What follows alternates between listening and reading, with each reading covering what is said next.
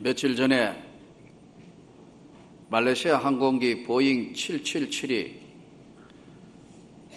네덜란드 암스테르담에서 이제 말레이시아 쿠알라룸푸르로 가던 중에 러시아 접경 지역에서 우크라이나 쪽으로 60km 떨어진 곳에 추락이 되었다.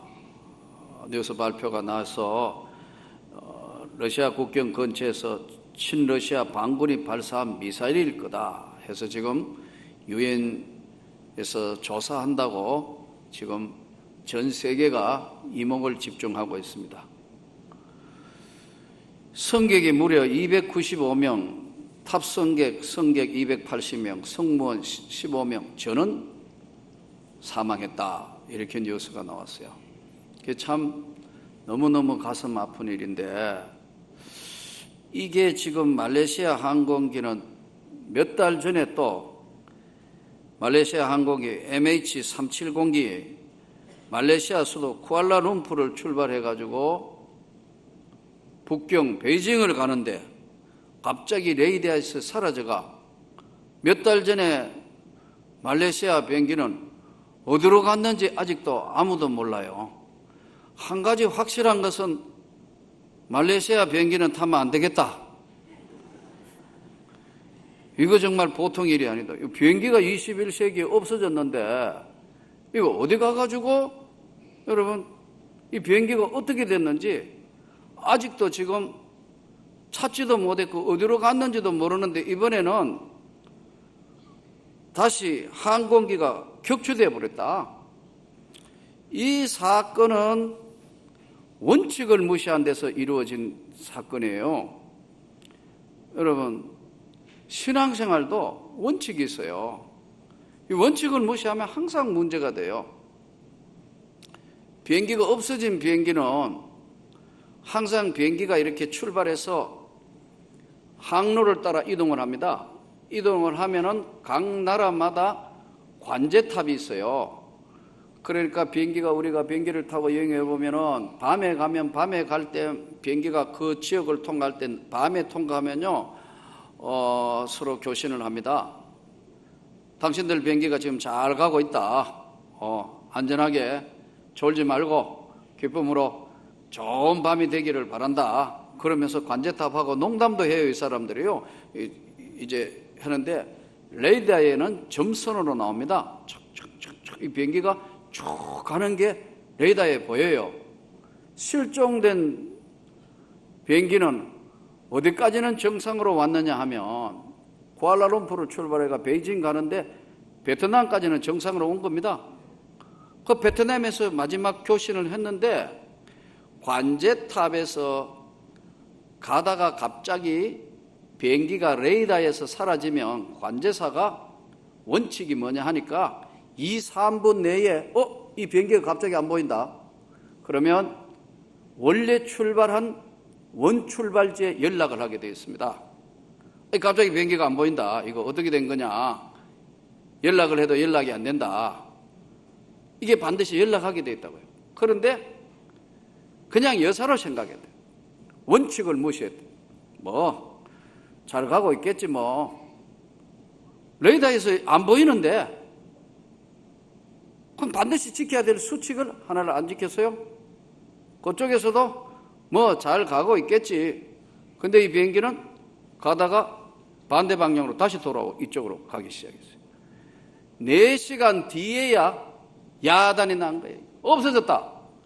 비상 연락해보니까 2시간 지내고 난 뒤에 비상 연락, 비행기 관제탑에서 연락하는 송신이 아닌 다른 비상 연락을 해도 비행기 안에 탑승된 사람하고 전혀 연락이 안 된다. 이거 어떻게 된 거냐? 그때서야 하는데 4시간이면 여러분 얼마나 멀리 가요? 4시간이면요 저 필리핀까지 가는 거리예요. 그때 동안 원칙을 다 무시해버렸어요.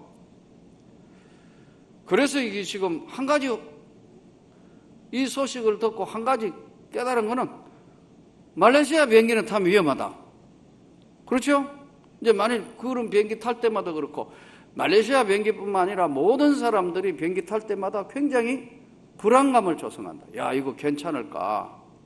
그래서 저는 비행기 여행할 때마다 꼭 타야 될 때마다, 그전에는 참 비행기 탈 때 너무 좋았어요. 뭐 창가에 주세요, 구름 위에 보면 너무 좋고 뭐 했는데, 지금은 비행기의 속성을 알기 때문에 이륙 후 8분 생사를 가로지르는 시간이고, 내릴 때 11분 마의 시간. 이 비행기가 땅에 내려야 안전한 겁니다, 이게. 그래서 이걸 알고 나니까 그 다음부터는 저절로 출발하기 전에 다른 사람 뭘 하든지 자리에 앉으면 머리를 앞으로 침대 머리맡에 의자 시트에 머리를 숙여서, 하나님 무사히 잘 가게 해 주십시오. 만에 하나라도 혹시라도 문제가 생기면 거룩한 주님의 얼굴을 뵙는데 지장이 없게 해 주십시오. 이게 기도예요. 비행기는 떴다 하면 반드시 공중에서 내릴 때까지는 누구도 장담 못하는 게 비행기란 말이에요. 예.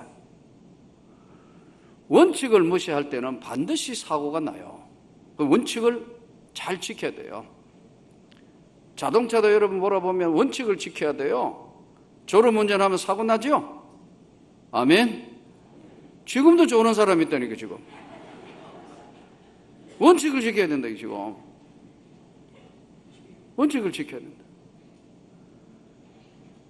또 동시에 여러분, 자동차는 자동차의 원칙이 있어요. 졸면 안 되고요, 음주운행하면 안 되고요, 규정 속도를 과속해서는 안 되고요. 다 원칙이 있어요. 신호 받아서 이동해야 돼요. 원칙을 무시할 때 사고가 나요. 예. 또 배도 마찬가지예요. 이번에 세월호 사건 같은 경우도 반드시 지켜야 돼요. 무게는 어떻게 아래로 해서 배의 복원력과 이걸 다 해야 돼. 다 무시하는 거예요. 원칙을 무시했어요. 여러분, 신앙생활도 원칙이 있다니까요. 아멘. 하나님의 말씀대로 지켰는데 좁은 문으로 들어가라. 그 길은 협착하고 찾는 이가 적음이니라. 그러나 넓은 길로 가는 것은 멸망의 길이기 때문에 아무도 통제 안 한다. 그러니까 너희 마음대로 가는 사람들, 그 사람들이 아니고 너희는 좁은 길을 가는 사람이다. 예수님 말씀이. 오늘 우리가 보통 사람 믿을 수 있다, 그 사람 신뢰할 수 있다 하면 뭘 보고 이야기하는 거죠? 약속을 잘 지키는 사람. 그렇죠? 약속 잘 지키는 사람 보고 우리는 신뢰할 수 있다, 믿을 수 있다 그럽니다. 그래서 선진 사회일수록 약속을 잘 지키는 사회입니다. 신용 사회예요. 신용을 엉망으로 하게 될 경우에는 그만한 페널티를 물어요. 그만큼 많은 손해를 보게 합니다. 내게 비록 가지고 있는 돈이라든가 내게 있는 현금 능력이 없다 하더라도 정확하게 신용을 지킨 사람에게는 얼마든지 융자도 해주고 그만큼 보상을 해줘요. 이게 뭐냐면 신용사회입니다. 오늘 우리가 하나님과의 약속은, 내 주와 맺은 언약은 영불변하시니 그 나라 가기까지는 늘 보호해 주신다고 주님이 약속하셨다. 여러분, 이 약속을 믿습니까? 우리는 오늘 말씀의 제목이 그 약속이에요. 하나님과 약속한 약속은 변함이 없다는 거예요. 오늘 이 본문은 6절이 핵심이에요. 본문 6절을 다시 한번 우리 보시기 바랍니다. 6절 다 찾았으면 아멘. 한 목소리로, 큰 소리로 우리 6절을 다시 한번 봉독합니다.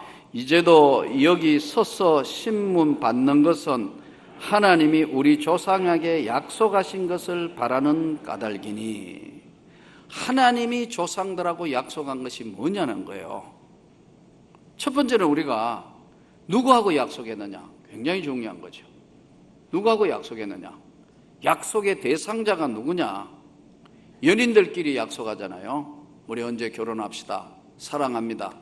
그래서 사랑의 정표로 반지도 교환하고 이제 결혼을 약속한 사이. 이건 뭐죠? 약속이에요. 결혼도 약속입니다. 예. 그 약속을 확실히 하기 위해서 식을 하고 난 뒤에 그 다음에 뭐예요? 혼인신고를 하는 겁니다. 여러분, 우리 세례 받는 것은 예수님과 결혼식 한 거예요. 아주 쉽게 이야기하면. 여러분, 세례 받으셨죠? 왜 아멘 안 해요? 세례 받으셨죠? 예수 그리스도와 연합했다 이거예요. 예수와 동시에 같이 동거하고 사는 삶을 살기 위해서 내 구주로 모시고 내가 그 하나님의 약속에 따라 살도록 하는 것은 바로 약속이에요. 또 친구들끼리도 약속하죠. 친구들끼리, 우리가 친구들끼리 약속을 잘 지키는 친구를 뭐라 그러죠? 의리 있다. 그 친구는 참 신뢰할 수 있고 의리도 있다. 약속을 잘 지킨다는 거죠. 직장 상사하고 약속이에요. 회사에 들어가면 회사의 가장 회장님하고 봉급을 약속해요. 어떻게 그 약속을 지키고 당신은 언제 출근해가 어떻게 하고 뭐 하고 이렇게 이 약속이에요. 다 약속으로 이루어져 있습니다. 근데 오늘 가장 중요한 것은 우리 조상들이 하나님과 약속한 것이 있다는 거예요. 아멘. 그 약속을 하나님과 한 약속이 있기 때문에 내가 지금 여러분 앞에 서서 나는 재판을 받습니다. 바울이 지금 고백을 하고 있어요. 그러면 바울은 하나님과 한 약속에 대한 이야기를 하는데 성경의 약속이 뭐냐면 몇 가지 있어요. 이스라엘 백성이라는 백성들에게 하나님이 약속하기를 때가 되면 구원자, 메시아, 온 세상을 구원할 메시아 그리스도를 보내주신다. 그게 약속이에요. 그 약속은 반드시 유대 족속으로 아브라함과 다윗의 자손으로 그 약속이 이루어진다는 거예요. 그 다음에 그 메시아 구원자는 어디서 오느냐? 유대 땅 베들레헴에 오신다는 거예요. 그래서 구약 성경 미가서 5장 2절에 베들레헴 에브라다야 너는 작지만 작지 아니하도다. 너에게서 한 구원자가 오실 것이다. 메시아 구원자가 유대 혈통으로 아브라함과 다윗의 자손으로 오신다는 거예요. 그럼 두 번째는 장소도 유대 베들레헴에 오신다는 거예요. 예수님이 유대 베들레헴 땅에 오시지 않습니까? 그 다음에 이 사람은 무슨 환영을 받거나 하는 게 아니고 어마어마한 핍박을 받고 고통을 받는다. 시편 22편에 보면은 너무너무 고통을 받아서 뼈를 헤아려보고 옷을 제비 뽑고 한다. 이사야 53장에는 고난에 채찍에 맞아서 나음을 얻을 거다. 고통받고 채찍받는 종으로서의 모습을 구약 성경에 전부 약속하신 메시아 예수 그리스도가 이 땅에 오신다. 구원자가. 여기까지는 이스라엘 백성도 다 알아요. 우리가 신앙생활 어떻게 하는지 다 한다니까요. 아멘. 여기까지는 똑같은데 바울이 지금 왜 조상들에게 약속하신 그 약속 때문에 심판을 받는가 하는 설명을 하면서 자기 자신을 소개해요. 그렇죠? 어떤 것을 이야기할 때는 정확하게 설명을 하기 위해서는 다른 것으로 접근을 하는 방법을 설명해요. 왜? 바울이 자기 자신이 어떤 사람인가를 설명을 해야 자기가 지금 심판받고 있는 것이지만 이 심판이 어떤 것이라는 것을 설명하기 위해서 나는 어떤 사람이라는 것을 소개하기 위해서 우선 아그리빠 왕에게 당신은 유대 나라의 풍속과 메시아를 기다리는 걸 누구보다 잘 알지 않습니까? 당신은 너무나 잘 아는 사람이고 만일에 젊은 날 내가 어떤 사람인가 알아보려면 전부 젊은 날 이야기를 나라 물어보십시오. 내가 젊은 날에 유대에서 제일 엄한 파인 바리새파에 내가 엄한 파를 따라서 내가 신앙생활 했는 걸 젊은 날 어떻게 신앙생활 했는가 하는 걸 다 잘 알 겁니다. 그러면서 아그리빠 왕에게 우리 12지파가 밤낮으로 기다리는 메시아, 이 땅에 하나님이 인간의 몸을 입고 오는 메시아를 기다리는데 나도 열심히 기다리면서 기도하며 기다렸는데 하나님이 죽은 사람 살리시는 걸 아그리빠 왕 당신은 믿을 수 있습니까? 믿습니까? 못 믿습니까? 이렇게 들어 물어요. 그러니까 아그리빠가 얼마나 곤란하겠어요. 그렇죠? 당신은 하나님이 죽은 사람을 살리신 것을 믿습니까? 그러니까 믿으십니까? 왜 못 믿으십니까? 하니까요, 예수님이 이 땅에 오셔서 죽은 나사로를 살렸어요. 온 유대가 다 아는 사건을 지금 설명하기 위해서 하나님이 죽은 사람 살리는 걸 아그리빠 당신은 왕이면서 못 믿으십니까? 그러면서 나도 나사렛 예수가 하나님의 아들이라는 것을 처음에는 받아들일 수가 없었습니다. 그래서 대제사장 공문 받아가지고 예수 믿는 사람들 죽이기도 하고 옥에 가두기도 하고, 스데반을 죽일 때는 찬성표 던지기도 하고 가편 투표하기도 하고 온갖 것 다 했고, 외국의 성까지 쫓아가서 예수 믿는 사람들 다 핍박한 사람입니다. 젊은 날 저는. 그러면서 대제사장 공문을 가지고 다메섹에 가서 이번에는 전부 뿌리를 뽑아야 되겠다고 갔던 사람입니다. 여기까지 자기 자신에 대한 분명한 이야기를 합니다. 그런데 내가 왜 이 자리에 서 있느냐 하는 내용의 이야기입니다. 여러분, 그러면 유대인들이 참 이상한 게, 유대인들이 왜 예수를 믿지 않을까요? 지금도 안 믿습니다, 여러분. 아직도 메시아가 오지 않았다고 유대인들은 메시아를 기다리고 있다니까요, 유대교가. 그럼 왜 믿지 않느냐는 거예요. 이 사람들이 조금 전에 가장 중요한 원칙을 무시하고 자기 자의적 해석을 하는 거예요. 여러분, 무섭습니다. 우리가 오늘 신앙생활을 똑바로 해야 되는 이유가 여기 있습니다. 저는 우리 명문교회가 건강한 교회가 되기를 원합니다. 성령 충만할 뿐만 아니라 말씀에 확실하게 벗어나지 않는 살아있는 하나님의 말씀이 주관하는 교회가 되기를 원합니다. 무시무시하는 거예요. 마태복음 27장 24절에 보면요, 아주 재밌는 기절이 나와요. 빌라도가 예수님을 재판하는 그날, 그 빌라도의 현지 부인이 찾아옵니다. 유대 여자거든요. 내가 어젯밤에 꿈자리가 너무너무 시끄럽고 너무너무 참 힘들었어요. 저 옳은 사람 예수님 문제에 당신은 간섭하지 마시오. 이렇게 이야기해요. 그래서 빌라도는 사실은 예수님을 풀어주려는 마음이 강했습니다. 여러분, 성경을 다시 한번 깊이 한번 보세요. 근데 이제 제사장들과 서기관들과 유대인들이 쫙 몰려옵니다. 몰려와서 있으니까 바라바가 예수님을 풀어주려고, 빌라도가 예수님을 풀어주려고 이렇게 제의해요. 6월절 되면 제수 하나를 풀어주는 관례가 있는데 내가 바라바를 풀어줄까? 예수를 풀어줄까? 빌라도 마음에는 뭐를 풀어주고 싶은 거예요? 예수를 풀어주고 싶다요. 그래서 바라바를 풀어줄까? 예수를 풀어줄까? 이렇게 물어요. 그러니까 바라바를 풀어주고 예수를 십자가에 못 박으소서. 대제사장과 유대인들이 바라바를 풀어주고, 바라바는 지금 성경에 보니까 강도잖아요. 강도. 예수님이 강도보다 못한 것으로 저들은 결정을 하고 난 뒤에 예수님을 십자가에 못 박고 바라바를 풀어주라고 합니다. 근데 빌라도 생각에는 누구를 풀어주려 했다고요? 예수님을 풀어줄 생각인데 밀란이 날려고 하는 것을 보고 바라바를 풀어주면서 마태복음 27장 24절, 빌라도가 뭐 하죠?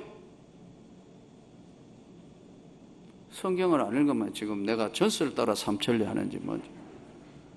빌라도가 뭐 이상한 행동하죠. 뭐 하죠? 대야를 가져오라 해가지고 자기는 손을 씻어요. 총독이 갑자기 재판하다가 대야 가져와 해가지고 대야에 가져오니까 물 떠온 대야에다가 자기는 손을 씻으면 뭐라 합니까? 나는 이 일에 손 씻으니까 깨끗하다. 그럼 빌라도가, 제가 한번 여러분에게 물어봅시다. 빌라도가 예수를 십자가에 못 박는 판결을 내렸는데 대하에 손 씻었다고 괜찮을까요? 여러분 한번 정직하게 한번 물어봅시다. 빌라도는 나 아무 책임 없어. 나 아무 책임 없다니까. 대하에 가져 손 씻어서 나 아무 죄 없다. 없다. 빌라도 죄 없는 거예요? 어떻게 생각해요? 이게 여러분 빌라도의 자의적 해석이란 말이에요. 이게 참 우리 신앙생활 하는데 가장 문제가 자의적 해석한다. 가룟 유다가 왜 가룟 유다 됐죠? 300데나리온이나 나오는 저거 팔아가지고 가난한 자한테 주면 좋겠다. 생각은 참 좋은데 예수님 말씀이 가난한 자들은 너에게 항상 있지만 나는 너희와 항상 있지 않다. 저 여인은 나를 위하여 내 죽음을 준비한 것이다. 이 복음이 전해지는 데서는 항상 이 여자의 한 일이 기록될 것이다. 자, 그러면 성경에 이렇게 기록되어 있어요. 가롯 유다는 가난한 사람에게 주려고 생각한 게 아니고 도적인 까닭에, 도적의 마음을 가지고 300데나리온 하면은 그 돈을 항상 슬쩍 하겠다고 생각하는 마음에 도적의 마음을 가지고 있었다는 거예요. 그럼 여러분 가룟 유다가 스승 예수를 팔았어요? 예? 가난한 자에게 준다고 이야기하지만 그 마음은 도적의 마음인데 용서가 되나요? 우리가 오늘 신앙생활하면서 잘못하면 자기 합리화를 많이 해요. 내 사정 다 아는데 주님이, 내 형편 다 아는데 주님이, 이래서 주님의 원칙을 무너뜨리고 대하에 손 씻는다고 해결이 된 게 아니에요. 우리가 오늘 하나님 앞에 바른 신앙생활이라는 것은 언제나 여러분, 나는 여러분이 성경대로 말씀대로 믿으시기를 바랍니다. 이 원칙을 무너뜨릴 때는 실종되는 비행기하고 똑같이 레이더에서, 천국의 이름의 레이더에서 사라질 수도 있다. 절대로 여러분 그냥 들으면 안 돼요. 우리가 오늘 정말 조심스럽게 신앙생활 한 걸음 한 걸음 좁은 길로 가야 합니다. 한 번 구원은 확실한 구원이지만 내 마음대로 해석하는 사람은 더 위험하고 무서운 사람들. 여기서 유대인들은 왜 예수님을 받아들일 수 없었는가? 그 첫째는 정치적인 이유였습니다. 자기들에게 오실 메시아는 하나님의 뜻보다는 인간의 방법으로 로마 식민지에서 벗어나고 힘을 가진 왕이 와서 로마를 무너뜨려 줄 것으로, 보복해 줄 것으로 기대를 했습니다. 정치적인 해방을 원했어요. 두 번째, 메시아가 오면, 구원자가 오면 자기들은 노력하고 열심히 일 안 해도 빵 문제, 경제 문제, 실업자 문제 몽땅 해결될 줄 알아요. 여러분 착각하면 안 돼요. 우리가 예수 믿는다고 항상 부자 되는 거 아니에요. 나는 열심히 노력하기를 바랍니다. 성실하기를 바랍니다. 자기는 열심히 성실하고 노력하지 않으면서 아무것도 안 하면서 그냥 막 예수만 믿으면 복에 거는 강림해가지고 경제가 술술술술 다 잘 풀린다. 그것은 성경이 아닙니다. 여러분. 유대인들이 기대하고 있는 것하고 똑같은 경제 문제는 일생 동안 나는 여러분이 열심히 노력하기를 바랍니다. 성실한 사람이 잘 살고 최선을 열심히 한 사람이 축복받는 사회지, 아무것도 안 하는 사람한테 여러분 하나님 믿는다고만 해가 다 축복받고 부자 된다. 그건 거짓말입니다. 성경하고 전혀 다른 얘기입니다. 아멘. 정치적인 해방, 경제적으로 아무것도 안 해도 계속해서 무료 공짜만 받는다. 여러분 세상에 공짜는 위험한 겁니다. 남미 한번 보세요. 스페인 한번 보세요. 유럽 한번 보세요. 복지는 해야 되지만 전부 공짜 하면 나라는 거들나게 되어 있습니다. 이것이 성경이 이야기하는 하나님의 법칙입니다. 그런데 저들은 그걸 원하는 거예요. 정치적으로 로마를 무너뜨릴 수 있는 왕, 권력자 원했고, 또한 경제적으로 아무것도 하지 않아도 저들은 부해지고 축복받는 것만은 자기들이 노력해야 되는 것보다 그걸 원했습니다. 동시에 저들에게 온 메시아 구원자는 이방 나라들은 다 멸망시켜 줄 것을, 보복할 것을 원했습니다. 그러나 이 땅에 오신 주님은 그런 주님이 아니고 가장 낮고 낮은 천한 유대 베들레헴 땅에 아기의 모습으로 이 땅에 오셔서 가난하고 병든 사람 모든 사람들에게 심령이 가난한 자는 복이 있나니 천국이 너희 것이다. 지금은 애통해 하지만 위로를 받을 것이다. 마음이 깨끗한 자가 하나님을 볼 것이다. 청결한 자가 하나님을 볼 것이다. 인생의 어떤 어려움도 화평한 자가 하나님의 아들이라 칭함을 받으리라. 회개하라, 천국이 너희에게 가까이 왔다. 이 예수는 껍데기, 눈에 보이는 껍데기가 아닌 가장 낮고 낮은 가운데 영혼의 구원과 영혼의 만족함과 영혼의 축복을 통한 이 땅의 삶의 행복을 이야기하는 겁니다. 우린 대부분 다 거꾸로 구합니다. 권력이 있어야 행복한 줄 알고, 명예 있어야 행복한 줄 알고, 반드시 어느 정도 돈이 있어야 행복한 줄 알고, 반드시 남보다 밟고 올라서야 나는 행복한 것인 줄 알지만, 주의 사랑은 베푸는 사랑입니다. 주의 사랑은 나누는 사랑입니다. 주의 사랑은 아래로 내려가는 흘러가는 물과 같습니다. 이것이 예수님의 말씀이고 예수님의 정신입니다. 이 예수가 오니까 자기들 보니까 도저히 받아들일 수 없으니까 십자가에 못을 박았습니다. 오늘 원칙을 지키지 않는 신앙은 대단히 위험합니다. 저는 오늘 여러분들이 어려울수록 신앙의 원칙을 지키기를 소원합니다. 주의를 기억하여 그렇게 지키십시오. 아무리 어렵고 힘들더라도 주의는 내가 하나님의 말씀대로 나는 지킬 거다. 내 삶의 가장 어렵고 힘든 자리에 있더라도 소득의 11조는 내 것이 아니고 하나님의 것이다. 난 최선을 다해서 내 삶의 주님을 받들고 봉사하고 헌신할 거다. 여러분, 이 약속의 원칙을 지키는 자에게 주님은 이렇게 말씀하셨습니다. 보라, 세상 끝날까지 너희와 항상 함께 있으리라. 네가 어디로 가든지 무엇을 하든지 내가 너와 함께 하느니라. 무엇을 하든지 어디로 가든지 어디에 있든지 나는 너의 하나님이다. 오늘 이 주의 말씀을 붙들고 여러분 한 주간 동안 원칙을 잘 지키는 명문교회 성도 되기를 원합니다. 원칙을 잘 지키는 신앙의 믿음을 지켜서 하나님이 기뻐하시는 오늘 바울이 고백하면서 나도 예수가 어떤 분인지 몰랐는데 그 예수는 초상의 약속으로 인류의 약속으로 오신 그분이 바로 구원자다.